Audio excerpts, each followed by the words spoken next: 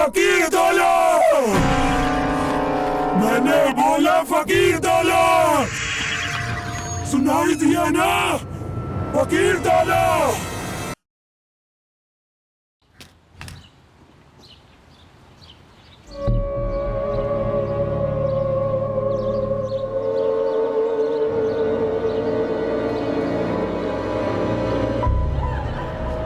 नीचे नीचे देखिए बाबूजी। धीरे धीरे। हो गया हो गया हो गया। सलाम वालेकुम बाबा जी। वालेकुम सलाम जानवी, खुश रहो। आदाब अर्ज़ है उमेश जी।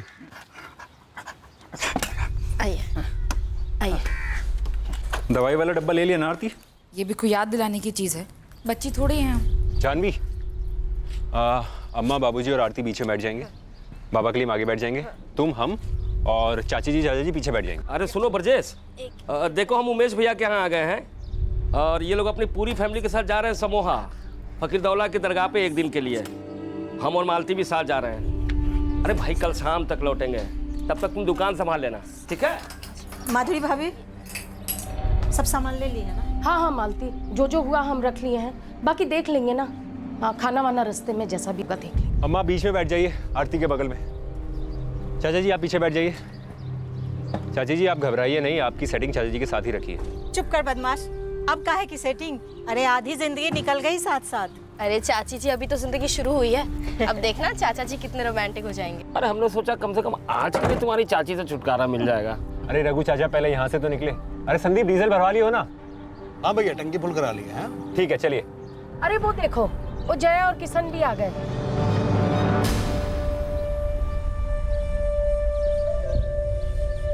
पाई लगो अम्मा, पाई लगो बाबूजी।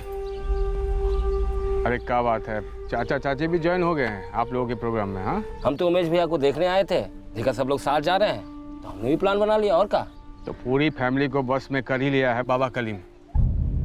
सब के सब को ले जा रहे हैं फकीर दौला के दरगाह में। ऐसे सफर पे निकलने के वक्त धोखा नहीं करते। अच्छा।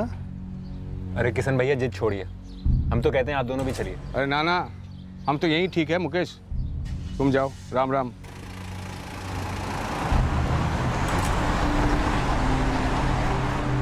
ऐसे दरगाहों में माथा टेकने से बाबूजी थोड़ी ना ठीक होने वाले हैं। बाबूजी को दुआ की नहीं दवा की जरूरत है। कौन समझाएगा इनको? आप ऐसी कड़वी बातें काहे करते हैं? अगर ये सब करके इनके दिल और दिमाग को सुकून मिलता है तो इसमें बुरा क्या है?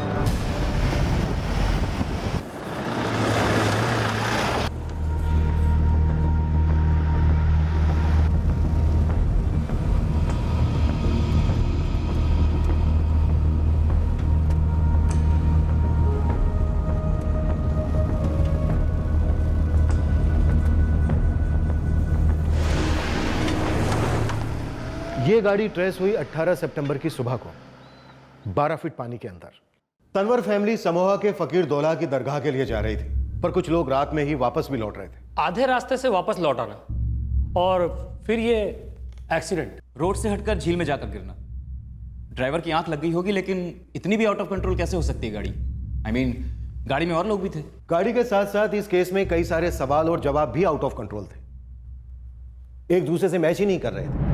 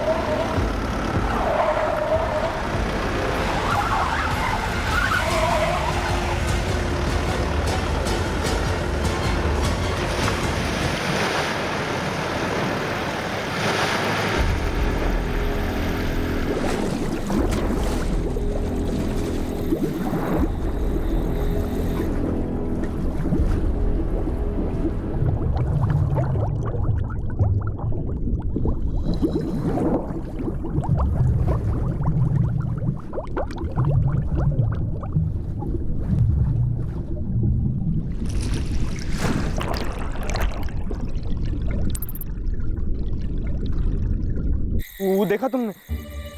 हाँ, वो गाड़ी तो पूरी पानी में गिर गई। अब क्या करेंगे?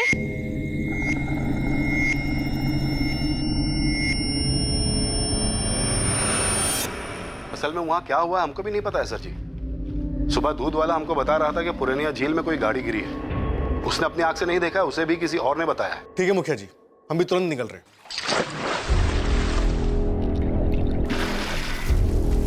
मोनू संभल के।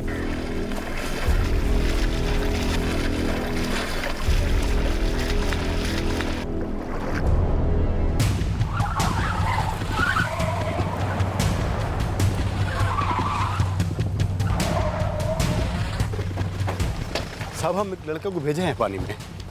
पहले किसने देखा? कौनों को नहीं पता कि पहले किसने देखा है, पर गांव में खबर फैल गई।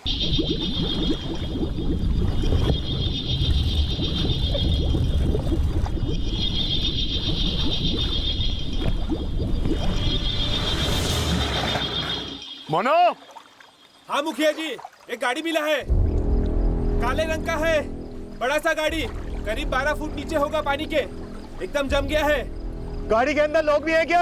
हाँ साहब, कुछ लोग हैं। एक नहीं, 2 एम्बुलेंस चाहिए। चौधरी मुझे कुछ नहीं पता। ट्रेन के ड्राइवर को बोल पुरानिया झील के नियालपुर गांव वाले शोर पर पहुंचे जल्दी।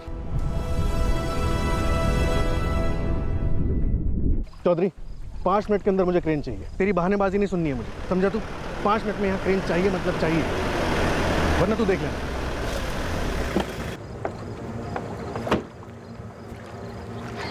सर, सर क्या बात है? यहाँ क्या हुआ है सर? एक गाड़ी धस गई है झील में। गाड़ी? कौन सी थी सर गाड़ी? काले रंग की बड़ी गाड़ी थी। सर, ये लोग है क्या गाड़ी में?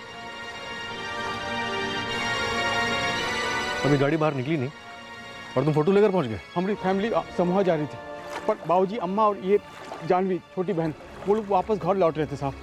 वो काले रंग की गाड़ी में आ रहे थे साहब, जैसे आप बोल रहे हो। हमारा छोटा भाई मुकेश, उसकी पत्नी आरती, वो कहीं आगे रुके हुए हैं मंदिर पर। उसका फ़ोन आया हमको कि वो लोग लौट रहे हैं। हम आते वक्त देखे सर यहाँ पर। गाड़ी बाहर निकलने में अभी टाइम है, तब तक अपने भाई और भाभी को फ़ोन करके पता करो। सुबह बात हुई थी उससे सर, अब तो किसी का फ़ोन ही नहीं लग रहा सर।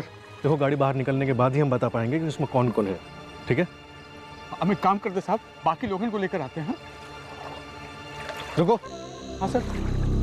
अजीत, उनके साथ जाओ और वापस लेकर आना। आओ भाई जल्दी।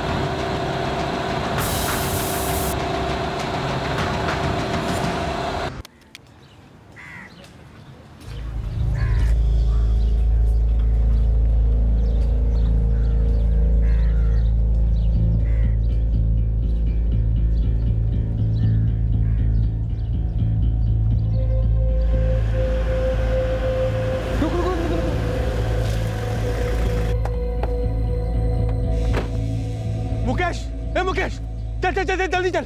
और जब अम्मा बाबूजी और जानवी घर नहीं पहुंचे तो हम इस तरफ आने के लिए निकल गए, तो रास्ते में पता चला कि नियालपुर की झील में गाड़ी गिर गई है, और वो भी काले रंग की। क्या बात कर रहे हो किशन? उस गाड़ी में तुम्हारी मालती चाची भी है। अरे वो ड्राइवर संदीप ले गया था उन्हें, बाबा कलीम भी थे गाड़ी में। हाँ चल आरती। ये क्या कह रहे हैं आप? जल्दी चलो। क्या हो गया? कैसे हो गया ये सब?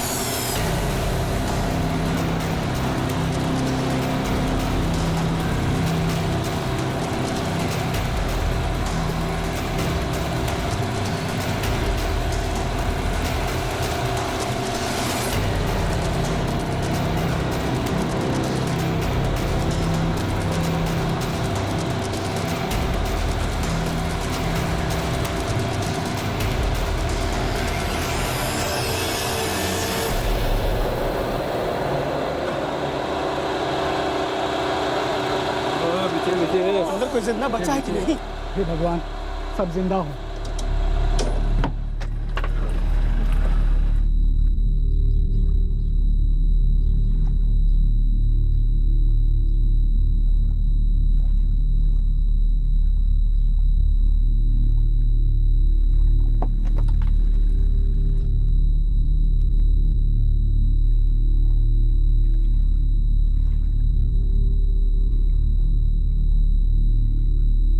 सर, यही 3 लाशें मिली हैं और कोई नहीं है गाड़ी में। एक बार फिर अंदर जाकर देखो, लगता नहीं है इन तीनों में से कोई गाड़ी चला रहा था। जाओ जाओ जाओ। सर, ये 2 बुजुर्ग तो हैं, लेकिन ये लड़की मौजूद नहीं है गाड़ी में और उस औरत का फोटोग्राफ नहीं दिया गया। पूरा का पूरा छान मारो, एक लड़की और ड्राइवर अभी भी अंदर होने चाहिए। तीनों मर चुके हैं।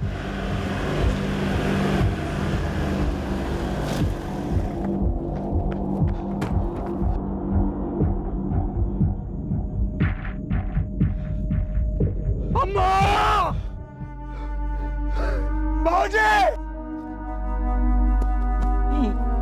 मालती, मालती,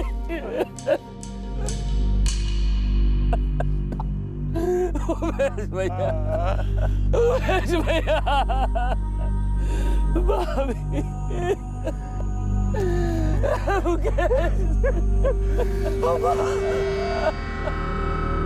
गाड़ी में और कौन कौन था?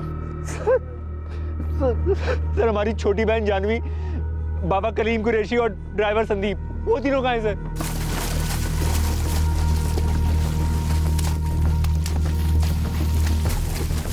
सर, पानी में और कोई बॉडी है नहीं। 3 लोग और थे गाड़ी में, 2 आदमी और एक लड़की। शायद वो तीनों बाहर निकले होंगे और बह गए होंगे सर। एक बार और चेक करो, अंदर तक जाओ। जी सर।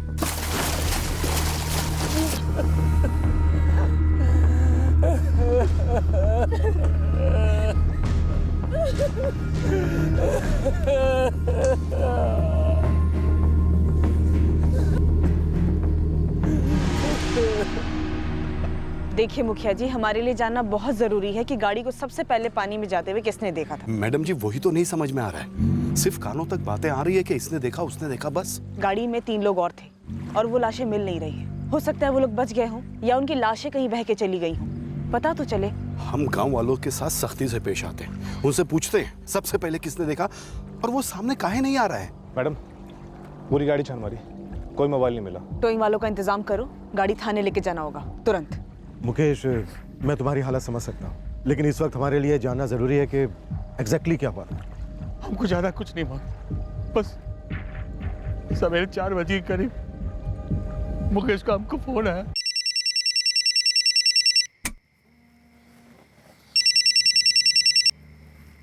हाँ मुकेश, कहाँ पहुंचे? किशन भैया, अम्मा, बाबूजी, मालती चाची, जानवी और बाबा कलीम को संदीप घर वापस लेके आ रहा है। कहाँ रे?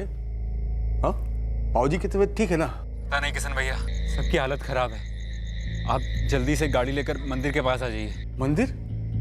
कौन सा मंदिर? अरे वो निहालपुर के आगे बाईपास रोड पड़ती है ना, वहीं पर ही बैठे हम। एक मंदिर है छोटा सा पेड़ के नीचे, हम, चाचा जी और आरती वहीं बैठे हैं। आप जल्दी से आ जाइए। अरे कुछ बताएगा भी मुकेश? अरे किशन भैया, आप बस ये देख लीजिए कि बाबूजी, जानवी और अम्मा जी पहुंचे या नहीं पहुंचे ठीक से। सर, हमको कुछ समझ ही नहीं आ रहा था। हमको मुकेश ने सिर्फ इतना बताया कि सबकी हालत खराब है।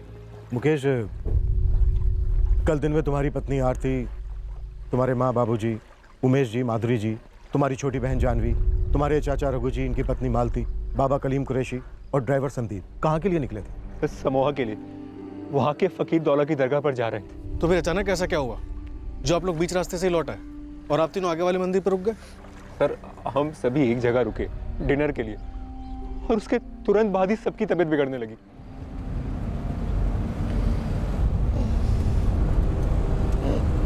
मुकेश भैया, अब मैंने कुछ चक्कर सा आ रहा है और उल्टी जैसा भी हो रहा है। हमें भी बहुत अजीब सा लग रहा है। हमें भी लगा। हमको भी बहुत नींद आ रही है। मुकेश बेटा, तेरे बाबूजी तो बिल्कुल उठ नहीं पा रहे हैं। वो खा के मेरा सर भी बहुत चकरा रहा है बेटा। हमको भी कुछ ठीक नहीं लग रहा है। ये संदीप झक्कियाँ ले रहा है, कैसे चलाएगा ये गाड़ी? गड़बड़ सा लग रहा है मुकेश भैया। ऐसे में गाड़ी चलाना बहुत मुश्किल हो रहा है। सुनिए, कहीं गाड़ी रोकते हैं ना, कहीं ऐसा ना हो कि कोई एक्सीडेंट हो जाए। संदीप, आगे ना कहीं गाड़ी रोक दो। हाँ,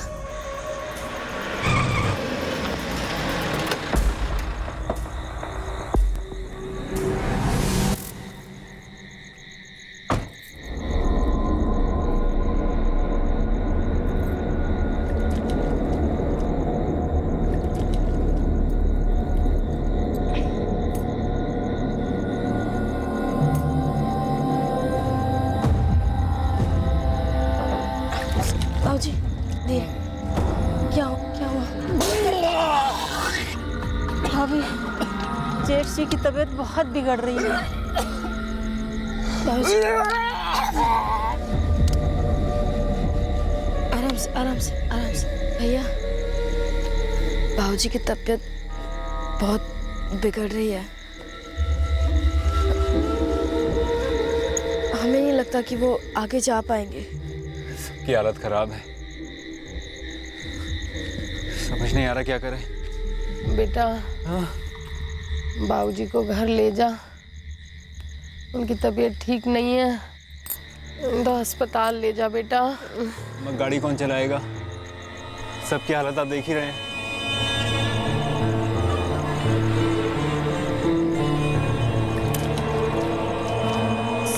संदीप जी, आप गाड़ी चला लेंगे?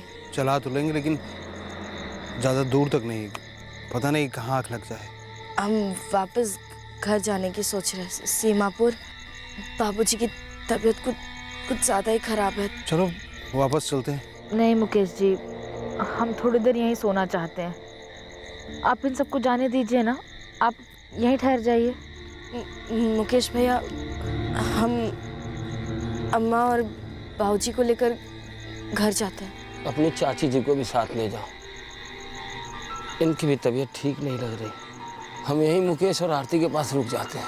ठीक है, तुम लोग निकलो तुरंत, और वहाँ पहुँचते ही किशन भैया को बोल देना एक गाड़ी भेज दें हमें पिक करने के लिए। ठीक है अम्मा, चाची?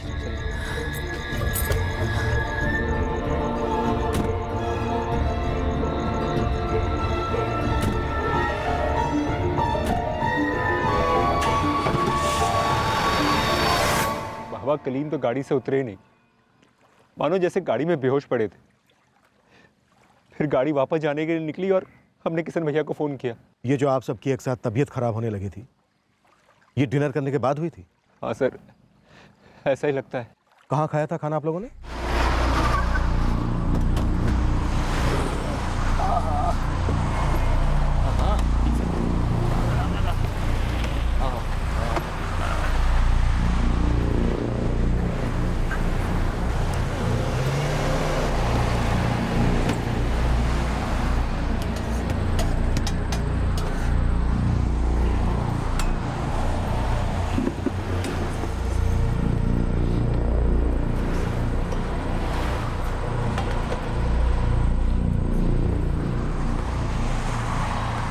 सर, सतलगढ़ के आगे वो ढाबा पड़ता है। ड्राइवर संदीप ने कहा था। अरे वो दाल मखनी सबसे ज्यादा फेमस है संतराम ढाबे की, और बाकी खाने बहुत बढ़िया मुकेश भैया, वहीं खाते हैं। हाँ, रात 9 बज गया है तो खा ही लेते हैं। मुकेश भैया, बाबूजी के भी दवाई का टाइम हो गया है ना, तो कुछ खा लेते हैं। अरे संदीप, संतराम ढाबा पहुंचने में कितनी देर लगेगी? अरे बस यही रहा, 2 मिनट में आ जाएगा। डिनर से पहले जब आप लोग चले तब किसी को भी नींद या भारीपन ऐसा कुछ लग रहा था? नहीं सर, ऐसा कुछ भी नहीं हुआ था। हमें तुम्हारा, तुम्हारी पत्नी आरती और तुम्हारे चाचा रघु जी का मेडिकल करवाना होगा। सर, हमारी छोटी जानवी थी, वो कहाँ है सर? हमारे ड्राइवर्स आपकी छोटी बहन जानवी, बाबा कलीम कुरैशी और ड्राइवर संदीप को ढूंढ रहे हैं। जैसे ही कोई खबर मिलेगी हम आपको बता देंगे। या तो तीनों मिलते, या तीनों में से एक या दो मिलते, और या फिर कोई नहीं मिलता। सब लोगों का एक साथ बीमार पड़ जाना कुछ लोगों का पीछे रह जाना और फिर बड़े भाई किशन तनवर का फैमिली फोटो के साथ क्राइम सीन पर पहुंचना। सर इस केस में सर से लेकर पांव तक साजिश नजर आ रही है।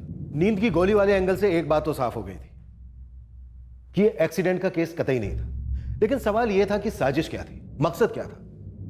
वो अब भी जो सामने था उससे कई फीट नीचे डूबा हुआ था। एक्रामोन, ये सब्सटेंस मिले हैं इनकी ब्लड स्ट्रीम से। ये कोई ऐसे लेता नहीं और तीनों की बॉडी में एबनॉर्मली हाई डोसेज है इसके। डॉक्टर, गाड़ी में 3 लोग और थे जो अभी तक मिले नहीं, और 3 लोग जो गाड़ी में चढ़े नहीं थे, उनका मेडिकल करवाया जा रहा है। वैसे डॉक्टर, इनकी मौत डूबने की वजह से हुई होगी या फिर वजह कुछ और थी? मौत डूबने से ही हुई है, और सेडेशन के इस लेवल पर इतने बेहोश रहे होंगे कि इनको पता भी नहीं होगा कि गाड़ी कब झील में गई। किसी ने बचकर निकलने की कोशिश भी नहीं की होगी। डॉक्टर, गाड़ी में कुल मिलाकर 6 लोग थे, 2 मर्द और एक जवान लड़की अभी भी मिसिंग है। जब तक वो मिल नहीं जाते या उनकी बॉडीज नहीं मिल जाती, तब तक ये तय कर पाना इम्पॉसिबल है कि उनके ब्लड स्ट्रीम में कितना एक्रामोन रहा हो। आपका ये केस एक्सीडेंट या ड्राउनिंग का लगता नहीं है। इस सैचुरेटेड कंडीशन में कोई ड्राइवर गाड़ी चलाएगा भी कैसे? ड्राइवर से बोलो झील को थोड़ा सर्च करें ढंग से, बॉडीज इधर उधर जा भी सकती है बह के, समझे? हाँ जी कहिए। साहब, मुकेश भैया का फोन आया था, कह रहे थे कि एक्सीडेंट हुआ है। हमारे पति संदीप की कोई खबर मिली क्या? संदीप वर्मा ड्राइवर? जी, हमारी ही गाड़ी है, खुद ही ड्राइवरी करते हैं। संदीप के साथ में 2 बॉडीज और गायब हैं। आप ऐसा करिए, आप अपना मोबाइल नंबर और संदीप का एक फोटो दे दीजिए। ये सब क्या हो गया? हम लोग तो एक नेक काम के लिए निकले थे नगर से। हम तो बस यूं ही उमेश भाई साहब का हाल चाल पूछने आए थे। ये सब कैसे हो गया? ये रिपोर्ट्स हैं। सिर्फ मुकेश तंवर और रघु तंवर के ब्लड स्ट्रीम्स में नींद की गोली है? जी, मुकेश और रघु तंवर दोनों के ब्लड स्ट्रीम में एक्रामोन के हेवी डोजेस मिले हैं, जबकि मुकेश की बीवी आरती के ब्लड स्ट्रीम में कोई ट्रेसेस नहीं मिले हैं। वैसे आरती 4 महीने से प्रेग्नेंट है, मुझे मुकेश ने भी बताया। शायद आरती ने ढाबे का खाना खाया ही ना हो। भाभी खाइए ना थोड़ा सा, वरना हमारा भतीजा या भतीजी पेट में नारेबाजी करेंगे। हमारा सच में बिल्कुल मन नहीं है जाने। बेटा थोड़ा खा लेती। अम्मा रहने दीजिए ना, जबरदस्ती खाएगी तो उल्टी उल्टी हो जाएगी रास्ते में। ऐसा होना तो नहीं चाहिए। क्या हुआ तुम्हें? ना ना अम्मा, ऐसा कुछ नहीं है। वो बस सफर के दौरान कुछ भी खा लेने से ना जी ऊपर को आता है। हम वहाँ पहुँच कर खा लेंगे ना कुछ पक्का। हाँ अरे अम्मा, वो परांठे लाए ना घर से, थोड़े से बचे हैं, भूख लगेगी तो रास्ते में खा लेगी। परांठा भी उसने आधा ही खाया था। तो सिर्फ और सिर्फ आरती जी ऐसी थी जिन्होंने ढाबे का खाना नहीं खाया था? हाँ सर, दरअसल मेरी वाइफ प्रेग्नेंट है और इस वक्त उसका ढाबे में खाना खाने का मन ही नहीं हो रहा था। अच्छा, ये आपका फकीर दौला की दरगाह पे जाने का प्रोग्राम कब बना? मतलब ऐसे ही बना या फिर कोई मन्नत वगैरह मांगी थी? सर मन्नत ही मांगी थी और इसलिए माथा टेकने जा रहे थे। प्रोग्राम तो मुकेश और बाकी लोगों ने बनाया था। तुम लोग अलग रहते हो? बगल वाली गली में रहते हैं। तुम दोनों नहीं गए मत्था टेकने? हम इन सब चीजों में नहीं मानते सर। ये कभी भी नहीं गए उनके साथ? कभी भी? मतलब ये लोग रेगुलर जाते थे दरगाह पर? नहीं सर, समहा के फकीर दौला के दरगाह पर पहली बार जा रहे थे, लेकिन इसके पहले 10 बार सिकंजगढ़ के पीर वाजिद दरगाह पर माथा टेकने गई थी पूरी फैमिली। सिकंजगढ़ 10 बार? मतलब ये रेगुलर प्रोग्राम था?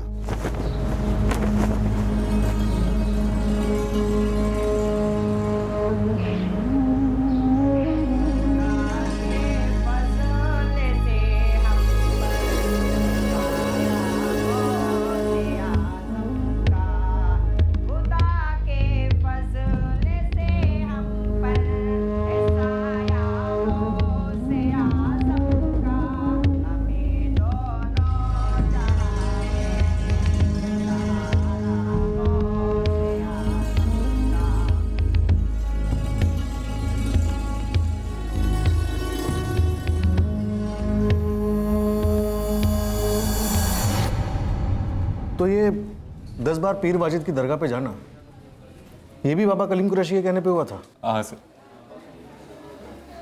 दरअसल हम सभी बहुत परेशान थे बापूजी की तबीयत को लेकर।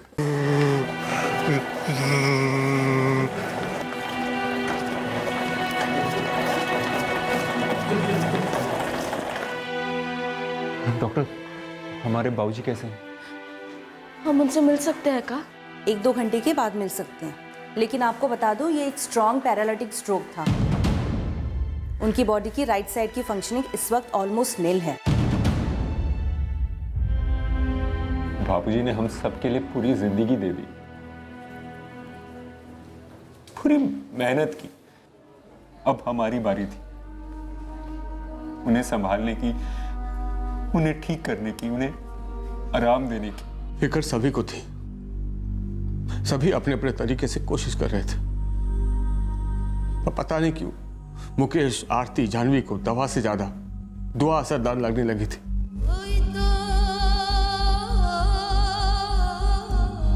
अम्मा ने भी हर दूसरे दिन नए नए व्रत रखने शुरू कर दिए थे। एक ऐसा धार्मिक स्थल नहीं होगा जहां जानवी नंगे पैर नहीं गई, फिर चाहे तपती धूप हो या बारिश। फिर आदम का ये बाबा कलीम कुरैशी पहले 10 बार पीर वाजिद दरगाह के चक्कर कटवाए, फिर मुकेश से कहा फकीर दौला की दरगाह जाते। इतने बड़े बुजुर्गान दीन बाबा फकीर दौला का नाम सामने आया है, मतलब बुलावा आया है। अब नाम आया है तो हो आते। ज़ियारत करने में नुकसान नहीं है, शिफा है। अब हम भी आप लोगों के साथ आएंगे। कल का प्लान बना है बाबूजी, देखना इस बार आप एकदम ठीक हो जाएंगे। तो पूरी फैमिली में से सिर्फ तुम और तुम्हारी पत्नी जया, बस तुम दोनों नहीं गए?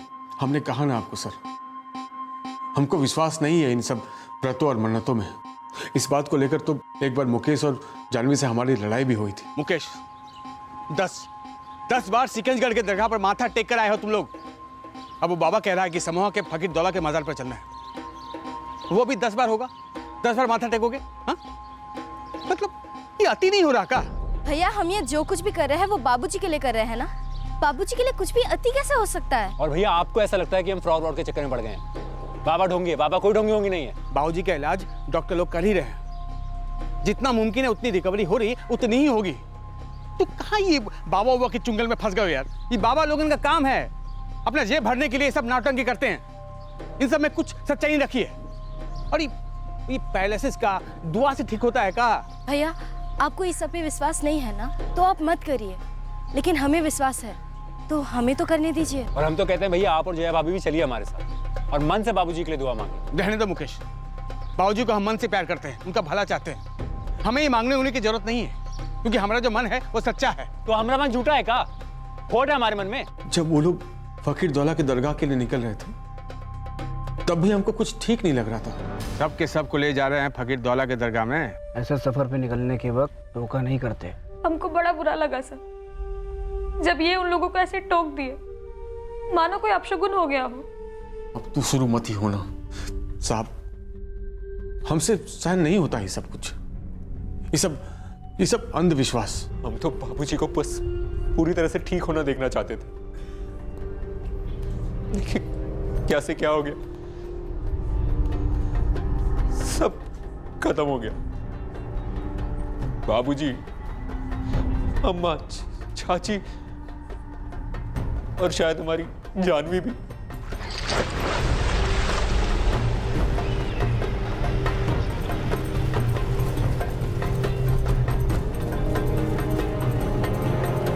सर डाइवर्स अभी तक झील में ढूंढ ही रहे हैं, पर लगता है वो तीनों बह गए कहीं दूर। कुणाल अपनी टीम से कहो कि कोशिश जारी रखे, हमें यहाँ क्रिमिनल साजिश के आसार नजर आ रहे हैं।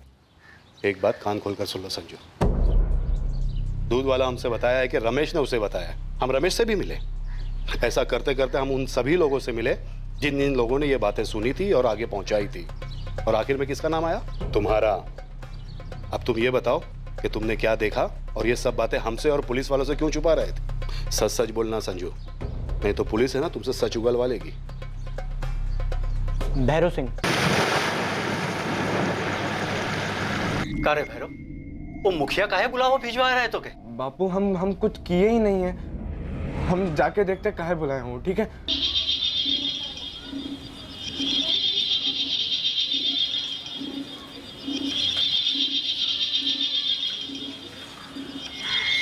हमारा नाम नहीं आना चाहिए।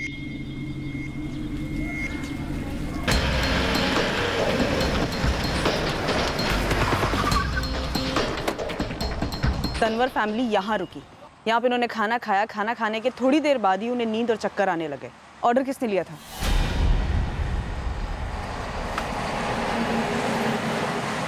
मैडम, वो पार्टी टेबल नंबर 7 और 8 पर बैठी थी।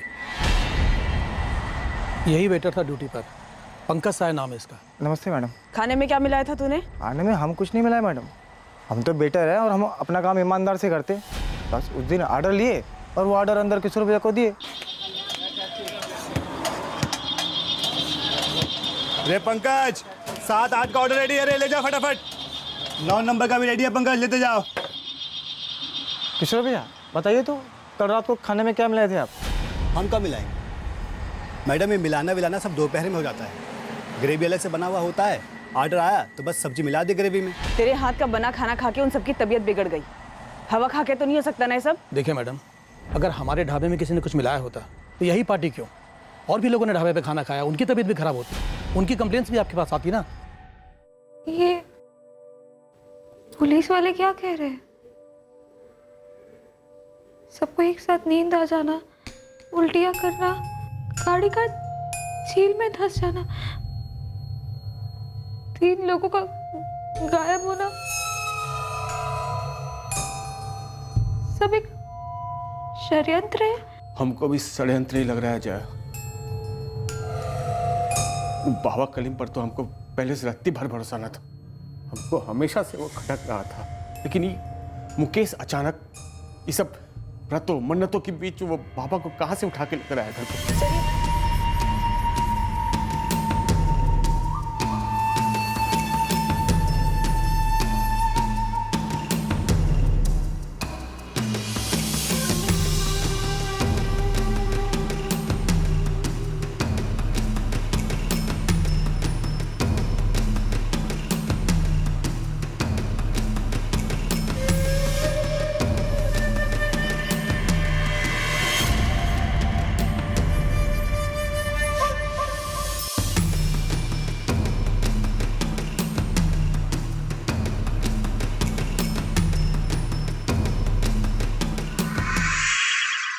हमारा मुआयना पूरा हो चुका है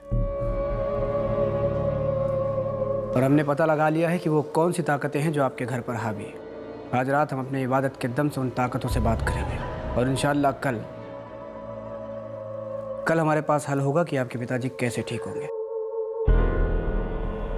बिल्कुल फिक्र ना करें, आपको शिफा ज़रूर मिलेगी। आप सिर्फ चलेंगे ही नहीं बल्कि दौड़ेंगे, मेरा वादा है आपसे। पापा जी प्लीज़ आप कुछ भी करिए, लेकिन मेरे बाबूजी को जल्द से जल्द ठीक कर दीजिए।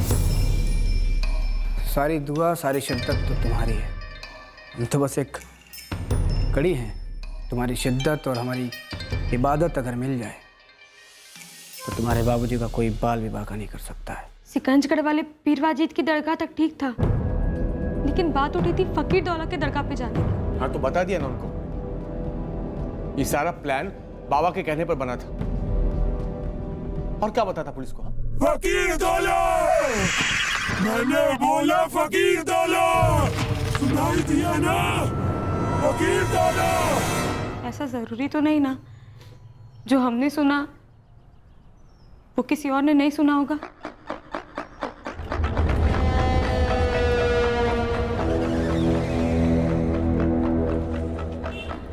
अच्छा, हाँ सुनने में आ रहा है कि 3 लोग अभी तक मिले ही नहीं हैं। हाँ वो लड़की जानवी, बाबा कलीम कुरैशी, वो टैक्सी के ड्राइवर संदीप वर्मा, तीनों गायब। ये भी सुना जा रहा है कि सबको सुलाया गया था नींद की दवा खिला के।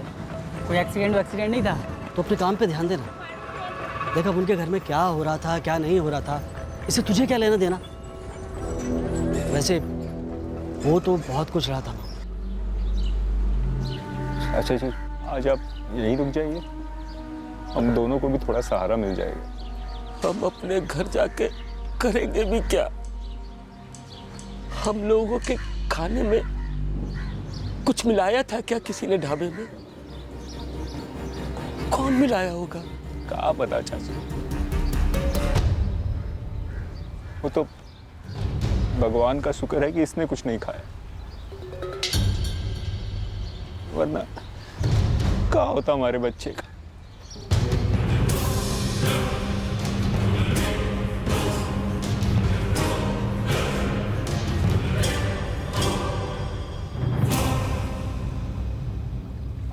सर मेरे डाइवर्स मगरमच्छ के जोन तक हुआ है। उन्होंने तो मगरमच्छ को भी देखा है।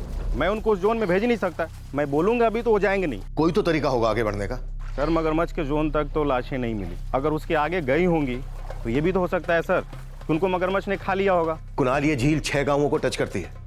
हो सकता है वो आगे जाकर डूबे हों जहां पर मगरमच्छ ना हो सकता है सर, लेकिन डाइवर्स एक दिन में कितने डाइव्स लगाएंगे? अगर उस जोन में होगी तो 1-2 दिनों में ऊपर आ ही जाएंगी और 6 गांव में से किसी न किसी किनारे दिख जाएंगी। कुणाल, हम 2 से 3 दिन बॉडीज का अपने आप ऊपर आने का इंतजार नहीं करेंगे।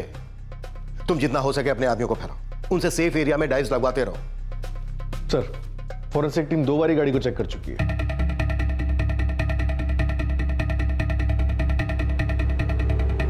जी सर, मैं थर्ड और फाइनल स्कैन शुरू ही करने वाला हूँ, बट बता दूँ कि कुछ शो अप होने के चांसेस लगभग नील ही हैं।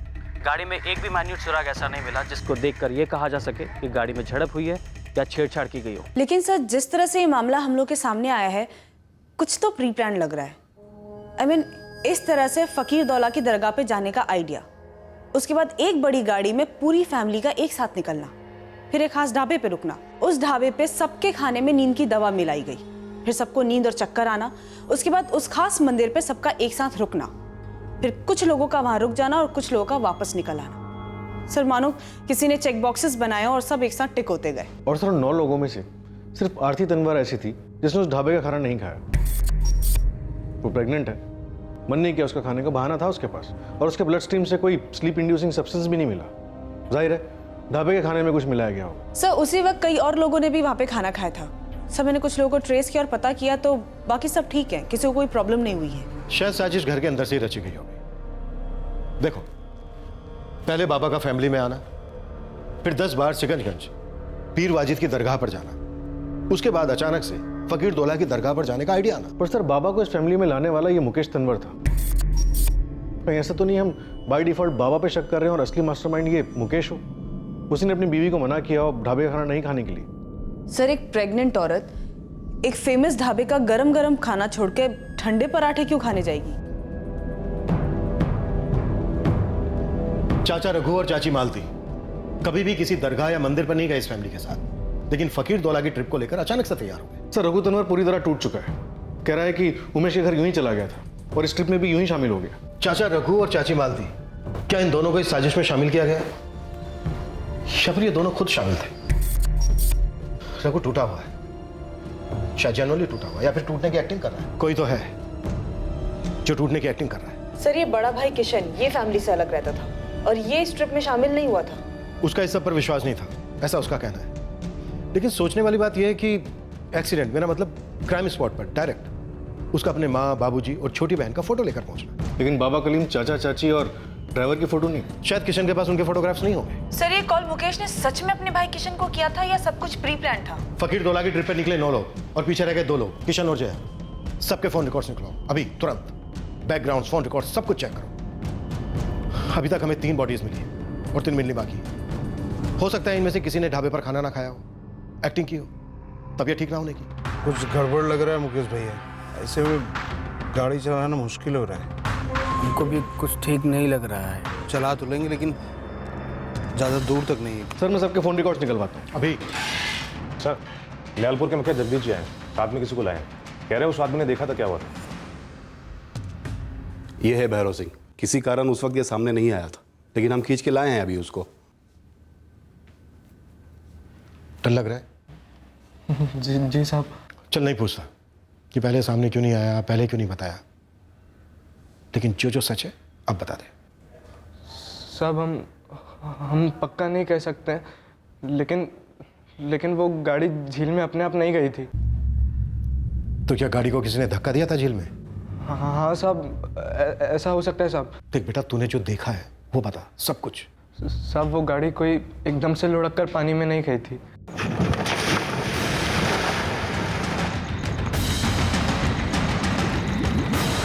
तो फिर पानी में कैसे गई? सब वो हमें नहीं पता साहब, पर हाँ साहब हमने वहाँ पे किसी को भागते हुए देखा था साहब।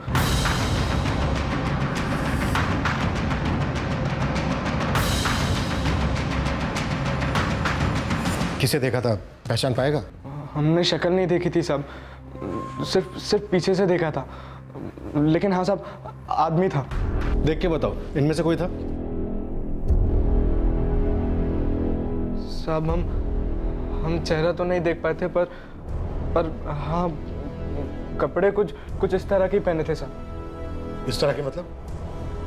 इस रंग के या इस किस्म के? पठानी पहना था? हाँ साहब। भैरव सिंह ने जो देखा क्या वही बताया था? कुछ छुपा तो नहीं रहा था वो? इशारा तो उसने बाबा कलीम कुरैशी पर ही किया है, लेकिन इस पूरे केस में मिस्ट्री फकीर दौला की दरगाह वाले ट्रिप के पीछे ही लग रही थी। करेक्ट।